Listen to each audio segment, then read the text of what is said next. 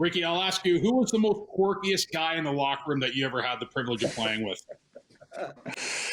Oh, no question, Adriano Belli. His big thing was he loved to kiss, so he wanted to kiss every quarterback in the CFL, and he would always sit nude in the locker room in pregame, like putting tape on his shoulder pads and just going through his pregame routine. And we win the Grey Cup, and he comes up to me after the game and he says, "Give me a kiss now." And he points to his cheek, and in to give him a kiss on the cheek, and he turns right into it. So we lock lips.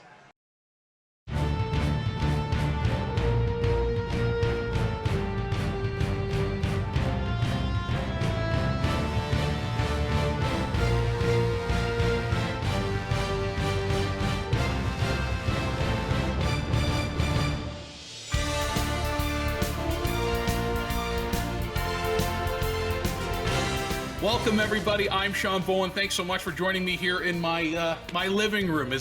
We want to thank you fans today for checking out this special roundtable. We certainly miss all the weekly gridiron action. We hope we can talk X's and O's sooner than later.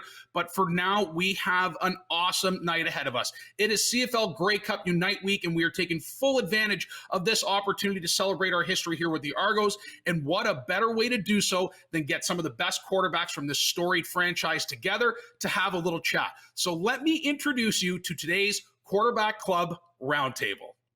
He was drafted to the NFL in 1975 and was one of the first African-American quarterbacks to receive national exposure. He signed with the Ottawa Rough Riders in 1975 and played 5 seasons there, capturing the 64th Grey Cup. He joined the Argos in 1981 and captured his second Grey Cup in 1983. The Argos' first championship in 31 years, along with capturing the CFL's Most Outstanding Player Award that year, Mr. Condredge Holloway.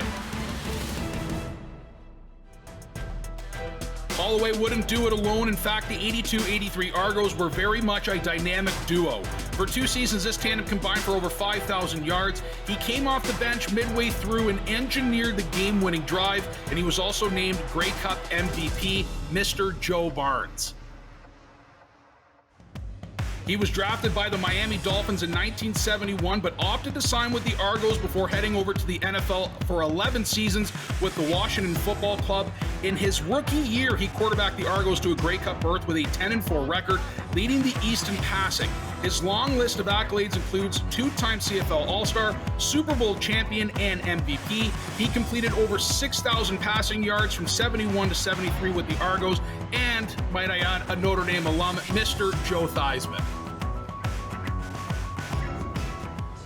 He played with 6 CFL franchises before joining the Argos in 2003 for his last 4 seasons, a 4-time Grey Cup champion, twice with Edmonton, once with BC before capturing his 4th and final with the Argos in 2004, a 3-time Grey Cup MVP, second in all-time passing yards behind Anthony Calvillo, and believe this or not, 3rd in all-time rushing yards behind 2 running backs, Mr. Damon Allen. He's a 4-time Grey Cup champion and holds the record for most Grey Cup wins by a starting QB. He holds the record for highest completion percentage in a single game and a single season. He's a 4-time CFL passing yards leader. His Grey Cup in 2012 with the Argos came as the 100th Grey Cup in CFL history, Mr. Ricky Ray. He'd split the last 10 years between Edmonton and Winnipeg, capturing his first Grey Cup in 2019 with Winnipeg. He has over 18,000 passing yards and has averaged well above 3,000 yards in his last 4 seasons with Winnipeg. He signed with your Argonauts on February 7th, 2020, and is patiently waiting his debut. And might I add, the new starting quarterback for your Double Blue, Mr. Matt Nichols. Well, the time is finally here. It is quarterback roundtable time. Boy, oh boy, I'm joined with some of the greatest quarterbacks that ever donned the Argos jersey. So let's, with no further ado, welcome in our 4 gentlemen. We will also be having Matt Nichols join us later in the program. Guys, how are you doing? Just a little preamble we had here prior to recording. It just seems like you guys are back in the locker room and nothing's changed. How's everyone doing today? Good. Hey, we woke up today, so it's a blessing. Yeah, that's right. We're on this side of the dirt, so I guess it's a good day.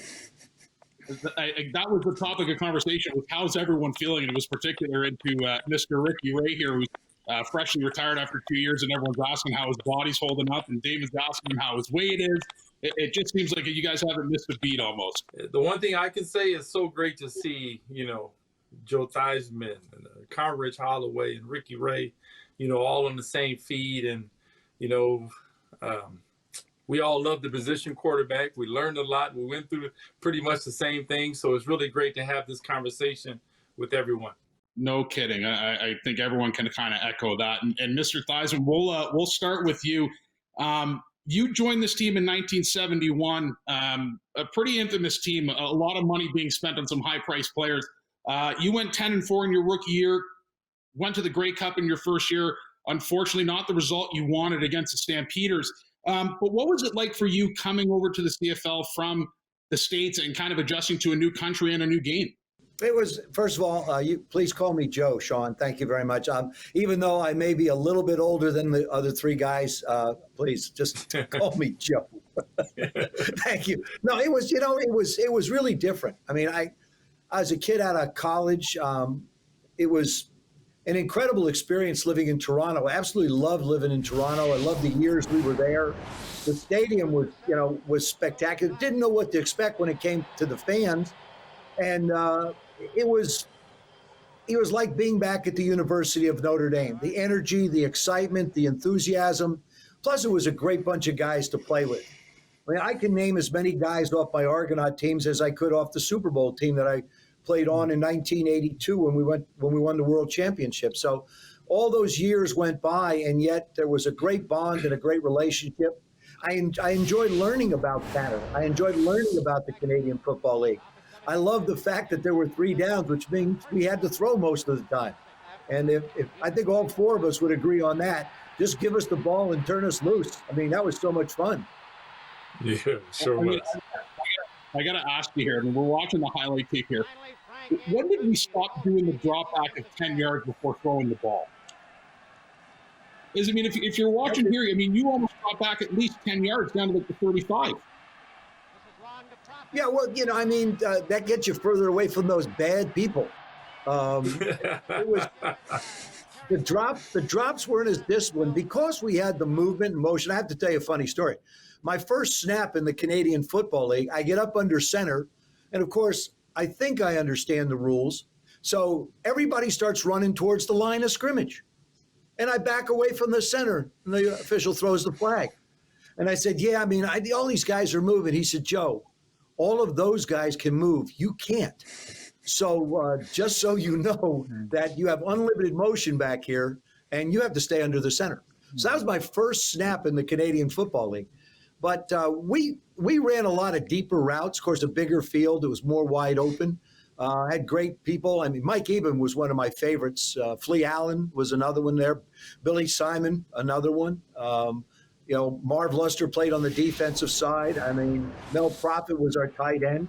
We had such a collection of characters. I think a few years, probably about 8-9 years ago, they were looking at the most recognized Argonaut team that did not win a championship, and I think we won it going away. I called us a bunch of characters with character.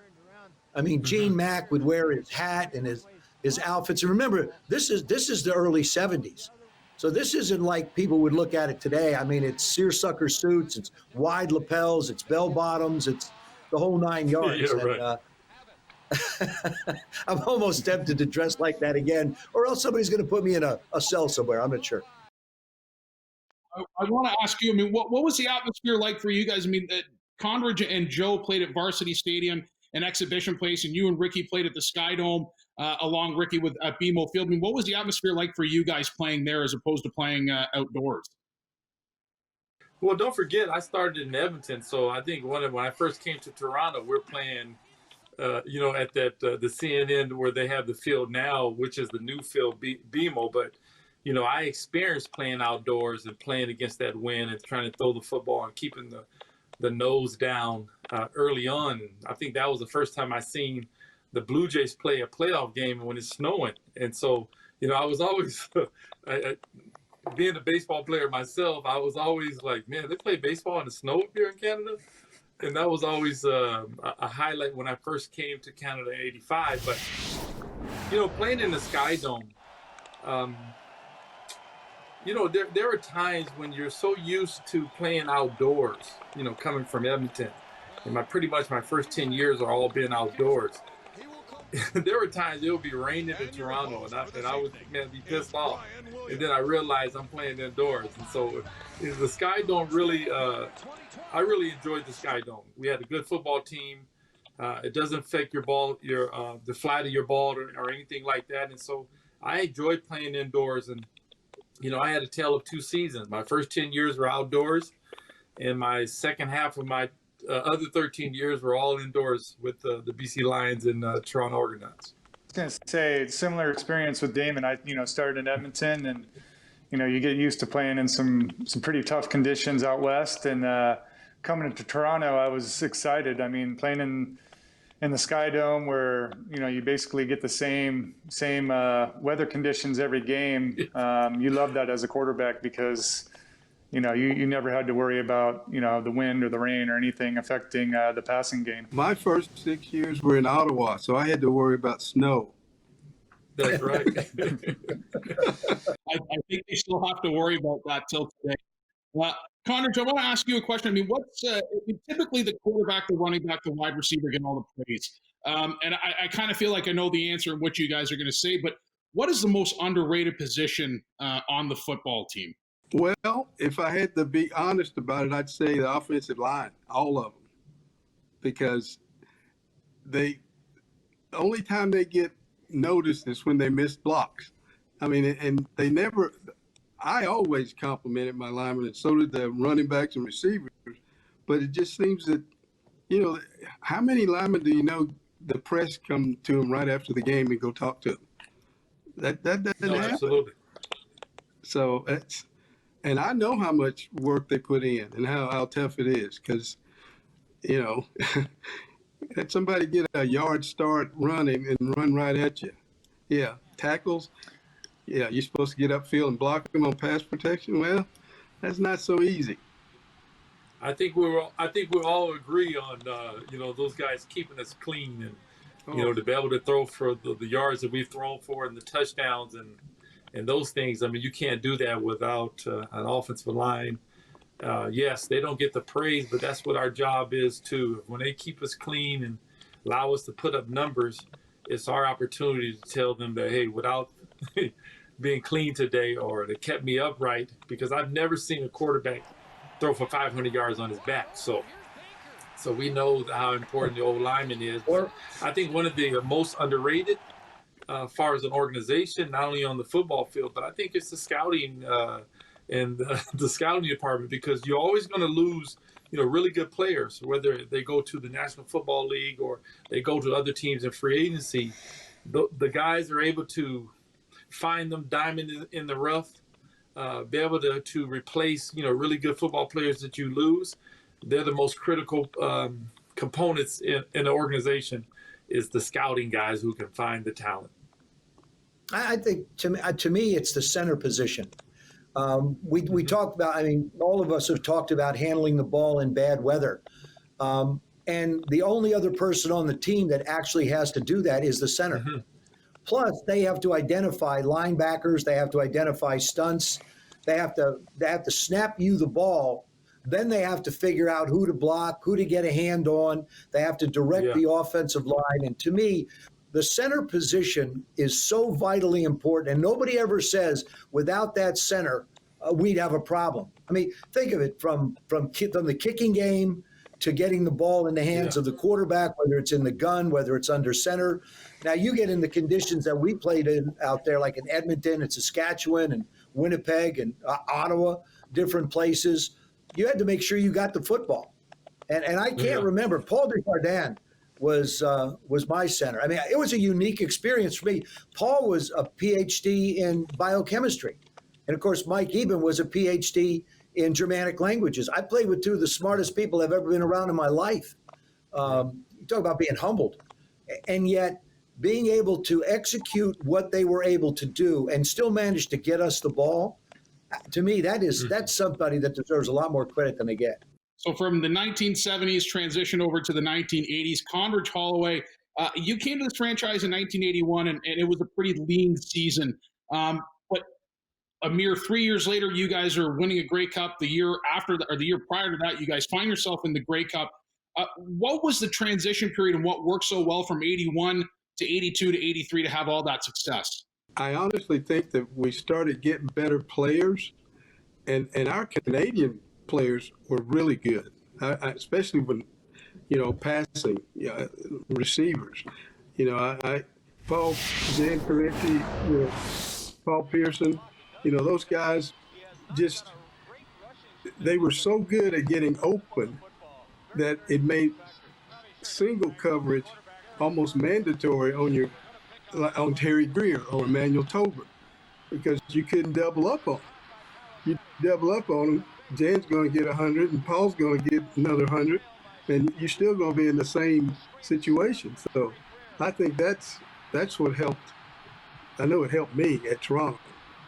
And, I had Tony Gabriel in Ottawa. So, it's...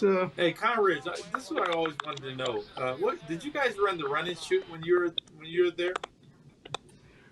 Run and shoot was in Toronto. I had Mouse Davis, the run and shoot so creator. You guys were running the run and shoot, right? Yes, sir. I think 85 was your last year when I first came in the league, and I seen you. Man, you was doing jump passes and all these kind of things. I'm like, man, and I remember seeing you as a kid at the University of Tennessee, and watch the Grey Cup game you guys played in '83. And my first start was against Joe Barnes when you and Joe Barnes were on the same team. But no, you were special. And the one thing I did love, and I tried to emulate, I tried to learn that jump pass. It was all I was looking at the numbers. I was looking at the numbers. 37 for 66 for 550 yards. You're right. Oh my goodness! I mean, I first they got 37 for 66. It would take me 3 games to get 66 passes. And you're playing under John Rouse. See, John came from Buffalo after Leo was fired, and he believed in running the football, but he lost sight of the fact that there were only 3 downs. I've never seen more 2nd and 9, 2nd and 10s in my life. And it was interesting though. I mean, you'd run the ball, pick up a yard. So okay, I think he thought, well, we've got 2 more. No, we don't. No. We don't have 2 more. We have 1, and so now it's 3rd and whatever, and you're wheeling it around. Condredge, you played a great game against the Hamilton Tiger Cats in the East semifinal to get to the Grey Cup game in '82. Can you tell us about the conversation between you and Bob Obilovich in the huddle and how you decided to go for that first down, which led to the game-winning TD? We were going to run the ball no matter. I just felt that we could knock them back because we were doing it all day. So if you can knock them back and you got a chance to hand it off, that's 1 against 1. If you're throwing it and you're rolling out, you can get a quarterback bad pass, a drop ball, or whatever. You just got to complete the handoff on the first one. So I like that a lot better, especially when you got Cedric Minter in the backfield. That's right. Ricky, what was going through your mind whenever there was a play call for you to run the ball? I had a couple runs in my career. One game, I ran for over 100 yards one game. They just didn't call my number enough, I guess. But yeah, we had a few quarterback draws that they would always save till playoff time. That's what they'd tell me. We're not going to put that play in until we really need it, because they knew 1, we had to trick the other team just for it to be successful, and 2, they didn't want me running the ball because they thought I'd get hurt. So we had one in the East semifinal my first year in Toronto. Right before halftime, I think we're at maybe like inside the 10-yard line, and we called quarterback draw. And of course, the other team, Edmonton, wasn't expecting it, and it opened right up and got in for a touchdown. So most of my runs came, designed runs came, when we tried to trick them in the playoffs. All right, Joe Barnes, you're the most valuable player. Condredge Holloway had some problems today, but you guys really work as a team out there, one helping the other. Well, that's why I think Condredge and I both been in the league long enough, and, we understand the game, and, some days, you're not going to have a good game, and I think, OB said all along he's not, hesitant to play the quarterback. Condredge played a tremendous game last week to get us here, and, just one of those days today, and I'm just glad that I could come in and contribute. Connie, what happened in the first half? Were you just a little uptight, a little nervous? Well, no, I've been sick all week, but that's not an excuse. I just didn't play well. They did a few things defensively that threw us off a little bit. I threw 2 bad passes, and if I had those 2 bad passes back, one of them would have been a touchdown to Emmanuel Tolbert, and I think the other one would have been a touchdown to Terry Greer, which would have changed things around.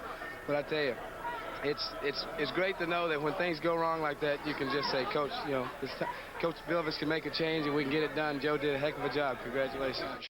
The other half of that 1983 Argonauts quarterback tandem, Joe Barnes, joins us. Joe, thanks so much for coming on. How are you doing? Doing great, thank you. Good to be here. Joe, I want to ask you about that 83 final. I mean, you had been to 4 Grey Cups prior to that. What did you take away from those past experiences in coming in the second half to help orchestrate that winning drive and ultimately winning the Grey Cup? I don't know if I did anything different. I think everybody can tell you once you get into the game, it just becomes another game. I think, the Grey Cup, there's a lot of hype up to the game, but once you step onto the field, you're just out there trying to execute and do your job. I just remember, OB just saying, Joe, get ready. Like I said, Condredge was sick all week. He was my roommate, and I saw him throwing up all week. So I knew that try to keep myself mentally and physically ready. The relationship between you and Condredge, can you expand on that? Just, what it was like off the field and on the field, and just, how close you guys were that season between the two of you. We had a great relationship. Matter of fact, Condredge opened up his home to me when I first went. We rode training camp, and I stayed with him for probably a month before my family came up. And we've known each other for quite a while. We played against each other in college in a bowl game, and so we had respect for each other. Our college days, and then when I got to Canada, Condredge had already been there, and so we got on the same team together. It was great, and. I got hurt in '82, and Condredge stepped right in, took over, and he took us to the Grey Cup, won the MVP of the league. So, then in '83, my job to, come and support him again. And that was, as a quarterback, I think it's what you have to do. You have to be mentally and physically prepared and play when you're called on. Condredge, how difficult was it for you having to come out of the game? Well, believe it or not, coaches don't take players out of the game when they're playing really good. And when you got Joe there, you don't even hesitate. I mean, you got Joe there, and he can come in and do whatever. And then if that doesn't work, which that never did, it always worked, you'd always stick the bad guy back in. But, that's Joe and I, buddies and friends, and we got along well with the quarterback position because both of us had experienced success before we got there. So we knew what it was like, and there was no pouting and all this stuff. I need to be playing, blah, blah, blah. No. Our motto was we need to be winning, and whichever one of us could help us do that, let's go. We appreciate you coming on, and I'll get you out on this. How important is the relationship between starting and backup quarterback throughout the course of the year? Yeah, I think it's you have to have I think you need a great relationship with them. I've heard of some, teams that where the quarterbacks didn't get along, but, it worked out with me. I remember when I got traded to Saskatchewan in 1980, John Huffnagel and I had a great relationship there in 80 and 81. And then, of course, Condredge and I, all those years there in Toronto. That's awesome. And I think you have to put your egos aside, because Condredge said earlier, the whole deal is it's about winning. That's the whole deal, and whatever you can do to win. Joe Barnes, we appreciate you coming on and popping in here. It's great to discuss memories, and we thank you so much for coming on and joining us. And we wish you nothing but the best, and be safe. And hopefully we see you at an Argos game sooner than later down in 2021. That'll be fine. Good luck to everybody. Good seeing everybody. Campbell will go and company dig in. 2nd and goal. Allen again, right side. Touchdown.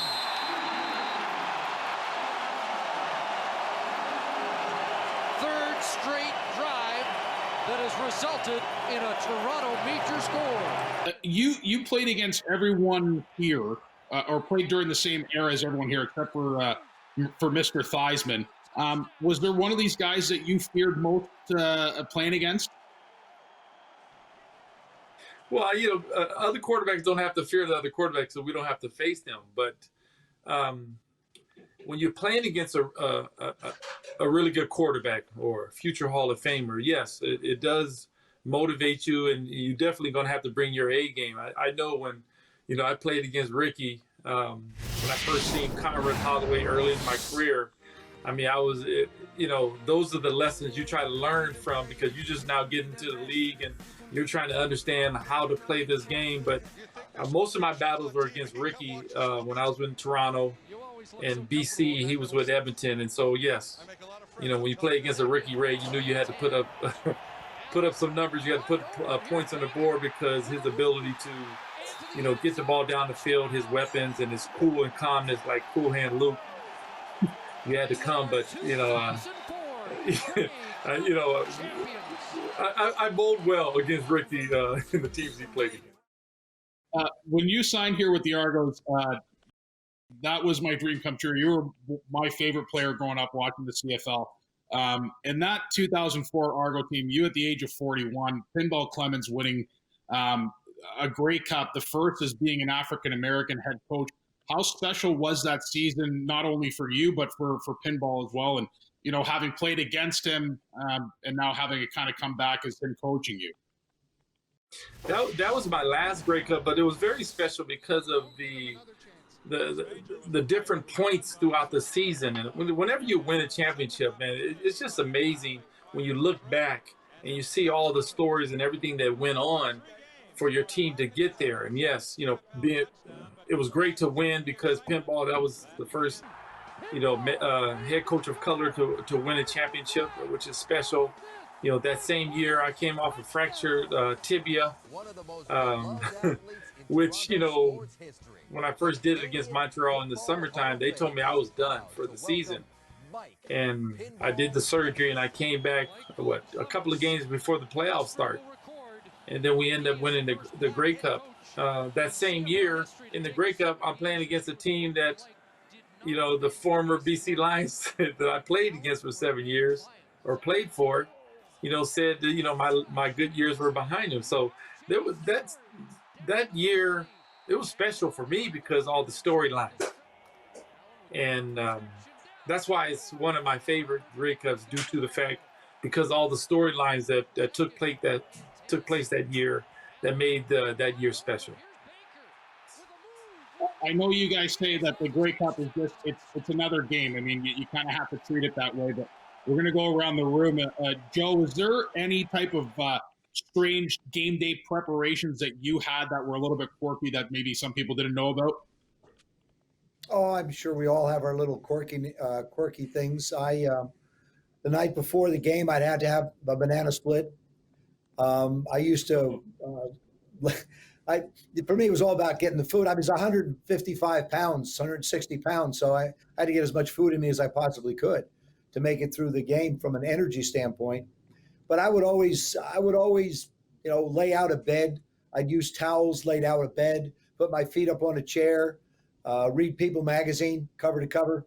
I have my game plan next to me. I'd put that down, pick it up, look at the game plan, put it back down. Because you didn't want to clutter your mind. You wanted it to be somewhat open to the things that might happen during the course of the game. And so those were some of the little things that I did. I was always the last guy taped, last guy out of the locker room. Not that I'm superstitious, but it worked out pretty well. Ricky, were you eating a banana split prior to the night before the game?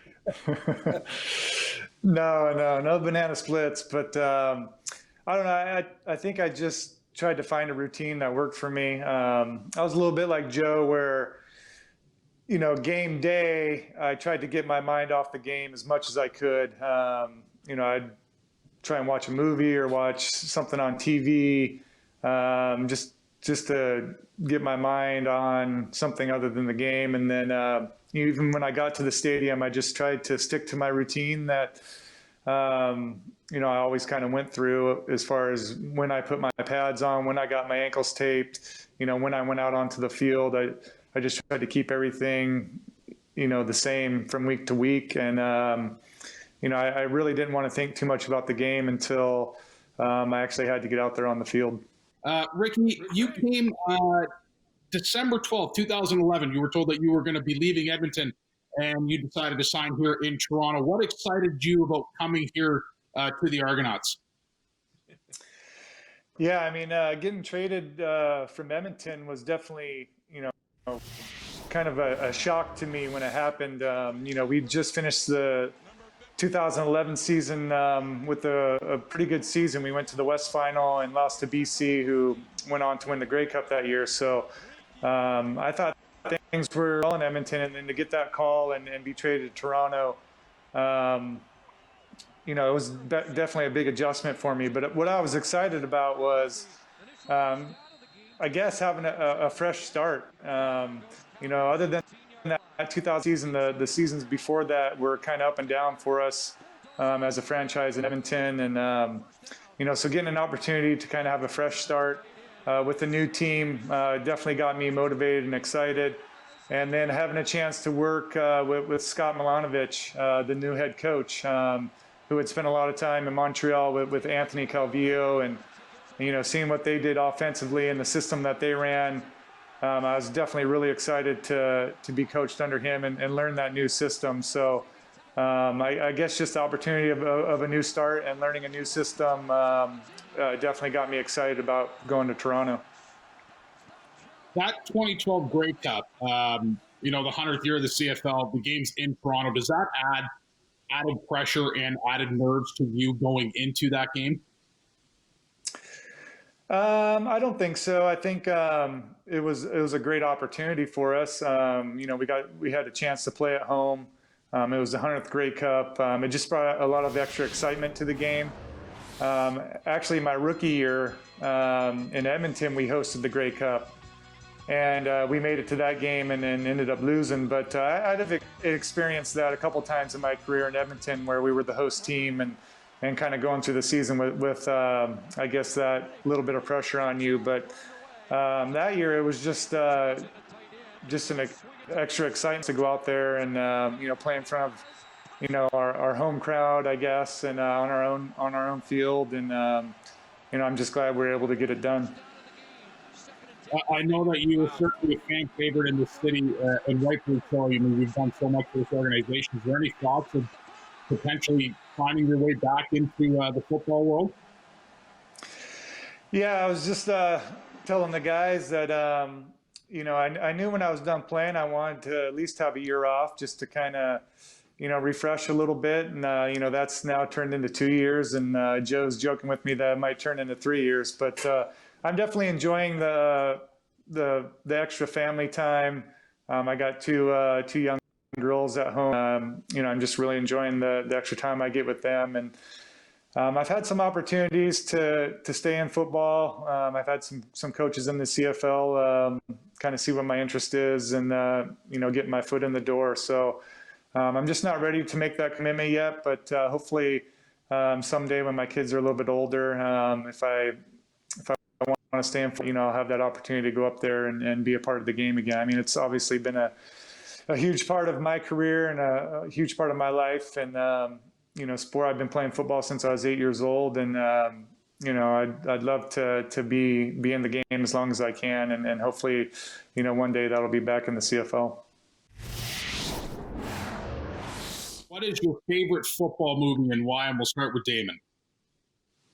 My favorite football movie? Yes, sir. Remember the Titans is my favorite football movie. And the reason why is that, I'm a great fan of Denzel Washington, but just the movie as a whole. And, during the times that we're dealing with this racial component that is in the forefront. It really talks, fully what that movie was all about, and what football and sports, has the ability to do is to bring people together. That's a great answer. And I couldn't have put it any better. I think that's a fantastic movie, and especially with what's going on in today's world, I think it's honestly it's a great learning tool to kind of show everyone that movie. It's phenomenal. Joe, I'd have to say The Blind Side. I'm a big fan of Sandra Bullock. So to me, the movie is just so symbolic of if somebody believes in you enough, you can accomplish anything you want in this world. And it supersedes all aspects of society. And it's just a question of believing and convincing people they are and can be special. And that's what I love. I love the movie. And I just happened to be in the first part of it, too. So it made it a lot more fun. a quick humble brag. Condredge, your favorite movie? I'm not really a movie guy, but a friend of mine, Kenny Chesney, was kind enough to do a thing on me called The Color Orange, and it kind of made me realize how important my teammates are, and that's probably all I got, and it's right behind me. See? That's awesome. Oh, that's wicked. And Ricky, we'll end on you. What was your favorite? What's your favorite football movie? Rick, let's go. What you got? Mine's Rudy. Just when I watched that show, nobody believed this guy. I mean, he had a dream of playing for Notre Dame, and everybody kind of laughed at him. And then you see all the stuff he went through just to have a chance to be, on that team. And then for him to win the respect of his teammates and have them all jerseys up there on the table, on the head coach's table, just to be able to get him the dress for the game. Definitely a pretty inspiring moment for me. And then, just to see him go through all that stuff, just to play a few plays in the last game. I mean, it was all worth it to him, all the stuff that he overcame and went through, and people not believing in him. Just to play a couple plays was a pretty inspiring story for me. Well, first off, congratulations. Can you walk us through the process and what made Toronto so desirable for you to come and bring your talents here? Yeah, absolutely. As soon as I was released from Winnipeg, it was within moments that I was getting phone calls from here, and them expressing their belief in me and their desire to have me here and help come turn this franchise around and be a leader in this locker room, be a leader in this city, and just from those first moments and the first conversations, extreme draw to come here, and all I've done is met great people here, and it's got me really excited about the possibilities. Matt, it honestly seems like forever ago since we did that, and I hope everything's going well, man. What have you been up to here to keep you in the right state of mind, hopefully preparing for the 2021 season? Yeah, just continuing to work out, really trying to get better and better at everything I'm doing. I've had a lot of time to train young quarterbacks in the area. And, when you start training people to play quarterback, you start remembering all the little things that you need to work on and you need to continue to get better at. And so just by coaching the position, I feel like it's keeping me in it every single day. Teaching these young guys, things that I've learned along the way, and just continuing to try and make myself better and better, physically, mentally, eating habits, all that stuff. It's given me a lot of time to just, rethink my training, rethink my eating, and just make sure that I'm in the best condition possible to come in and help my team win. And obviously, it's a little bit longer wait than I wanted as well, but making the best of it. I got home daddy daycare preschool with my two daughters, and so spending a lot of time with them, and it's been obviously a different type of off season, but the first time in 11 years that we've been able to do things as a family during the summer, where my mind's not off somewhere else thinking about football, thinking about those couple plays I want back from the game or whatever it is. And so really help recharge the batteries. And I'm looking forward to having time speed up a little bit right now and get back into that locker room and get back on the football field as much as everyone else is hoping for that same thing. Hey, congratulations on being a boatman. So I didn't get a chance to say that. This is my opportunity to say that now to you. Unfortunately, we didn't play this year, which is man, crazy. But I know. It's always welcome to the family. No, I appreciate it, man. I wish it wasn't going to be a year and a half from signing to actually putting on the uniform, but definitely itching, ready to go. And being a 33-year-old, 11-year career now, it's actually been not too bad to recharge the batteries and get the body feeling great. So might fuel me forward for a few more years. Yeah, you have another 10-year career ahead of you. Yeah, man. Some of you guys are doing it. I don't know how you guys did that. You guys. Hey, I think Damon, like Joe, you retired at 47, right? You and Ricky have a pretty unique relationship. I mean, you guys are played together in the CFL before, from the same hometown as well. Ricky, I want to ask you, what do you see of Matt, and what does he bring to this organization that's been lacking here for the last couple seasons here and getting a number one quarterback? Yeah, I mean, he brings obviously a lot of experience, playing in the CFL, winning a lot of football games. He's going to bring that belief that you need. I think every franchise have a quarterback that the team and, the organization can believe in, that, they know they got a great guy back, leading the way. And I think Matt brings that to Toronto that everybody wants to have. And, that's what he's shown, throughout his time in Winnipeg and even in Edmonton, that he can go out there and get the job done. So I'm sure he brings excitement to the organization. Here, we'll do a little couple rapid fire questions to each and every one of you. Condredge, we'll start with you. Who was the toughest opponent or team that you played against in the CFL? Hamilton Tiger Cats, Ben Zambiazzi. Yeah. And why? He seemed to always put his helmet in my face. He's a tough player.